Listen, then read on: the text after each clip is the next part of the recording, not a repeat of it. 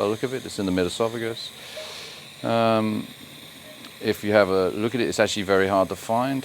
So let's just come off it a bit and just go back. I mean, it's kind of hiding in here under some dependent fluid. This was found just with a kind of biopsy of something that looked abnormal. And okay, we can go on it.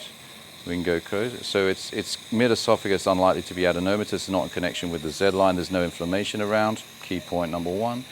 Point number two is it's not regular at all. It's got some surface adherent fibrin. We have a look closer. This vessel pattern is for sure not regular. So you have not a severely disordered, but certainly disordered pattern. There's bridging of the capillary loops.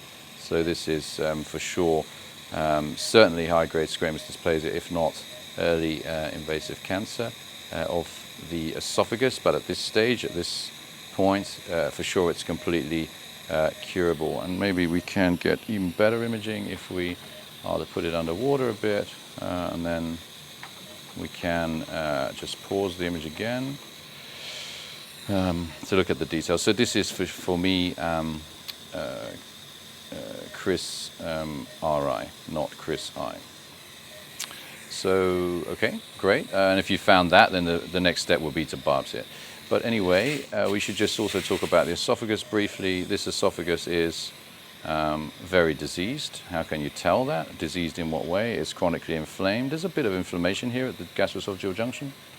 Something else here that looks like this. And if you found it here, what I just showed you above, then maybe it's more difficult, because you might say, well, that looks very similar to what I just showed here. But actually, if you look at the microscopic pattern, these things are all in the same direction, all radiating out from the middle, these IPCLs, and they are not bridging the loops. So this would be more for me, Chris R. Of course, we need to biopsy that, but that for me looks like inflammation in comparison with what you just saw before. And then if we come back up the esophagus, you can clearly see the background inflammation going on. There's kind of some surface adherence of fibrin here. The pattern is not totally, we're in narrowband imaging here in the Olympus 190 platform, but this is very chronically inflamed and diseased esophagus, but nothing jumping out as a specific lesion apart from when you come to that zone we talked to about before. However, you can see that I think I've already passed it and we didn't see it. So even if you pull back in virtual chrome endoscopy, you may miss something like that. So let's do it one more time. And this time we could maybe use TXI. I don't know whether you can put it on the processor. So there's something wrong with the stomach for sure.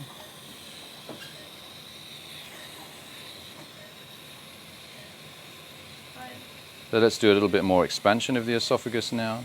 And let's see if we can see it. It's because it's up in this dependent zone here. Here it is.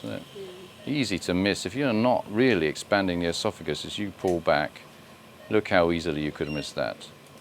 I mean, now we saw it. We saw it from extra redness. There it is. Really standing out in TXI, I think it's fair to say.